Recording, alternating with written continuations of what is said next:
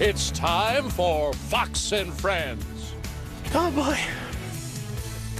Well, no family in the political spotlight has been there more than the Kennedys. Drugs and alcohol fueled the family through scandals and tragedy. But for John F. Kennedy's nephew, getting arrested during his uncle's presidential campaign led to a moment of clarity that would change his life forever. Joining us now is the nephew of JFK and the best-selling author of What Addicts Need to Know, 10 Lessons from Recovery to Benefit Everyone. Christopher Kennedy Lawford joins us now. Good morning. Good morning. Good to be here. You know, your story, your family story is so well known and actually related to by millions. Your story, though, you started drinking and really entering into addiction at what age? Well, at 13. And my story isn't that unique. I mean, even today, most kids begin this process early on, believe it or not.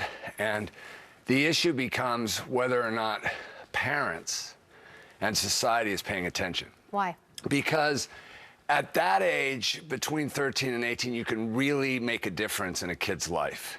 Sure. In terms of changing trajectory. And in terms of statistics, too, I mean, 1 in 4 young people that use alcohol or drugs before the age of 18 technically become addicted. You know, so when you think about, right now, the big conversation, legalization of marijuana, will that help or hurt addiction? Well, I don't think legalization is a good idea. The two most damaging drugs on the planet to the individual and to society are both legal, nicotine and alcohol. So do we really need another illegal drug? And big business is definitely going to take this over. Sure. In terms of the money that's involved. It's huge amounts of money. Let me ask you this. You know, most people, they're walking through addiction, you know, and running to or from drugs, alcohol, nicotine, as you mentioned, are doing it, you know, privately, they think, but it affects everyone. This affects their whole family. It really affected everybody when you were arrested. I mean, during a major election time. How did you get through that, and what was your rock bottom? Right. Well, the issue with, you know, addiction, what people have to remember is this is a brain illness. It's also, there's a genetic piece to this. And I was 13 when I began this process, so I had the genetics.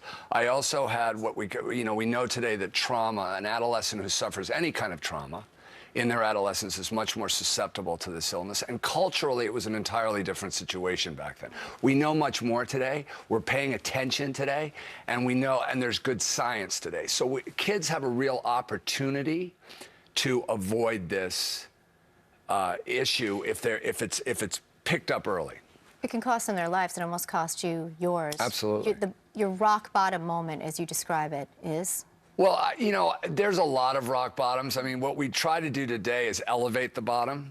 I hit bottom and bounced along that bottom for 6 years. You know, addicts have an enormous capability to tolerate the intolerable. But today we're looking to elevate the bottom. We're telling people you don't have to go there. You don't have to go to the bottom. There's ways out. How do you break the cycle, and what advice for parents who, you know, right now, looking at these statistics, they need it? Right, well, I work with great organizations, Karen Treatment Centers, the Center for Living here in Los Angeles. These people know how to talk to families. It's really important that parents pay attention, and you don't sweep it under the rug. It's not like, oh, this is just a situation. Know your genetic legacy. Know where you come from. My kids know their genetic legacy.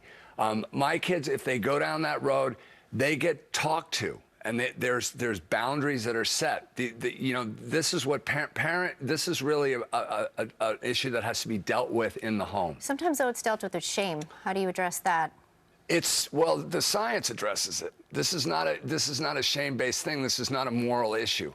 This is a brain illness. The American Society of Addiction Medicine calls this a brain illness. It's not a matter of bad choices or bad behavior.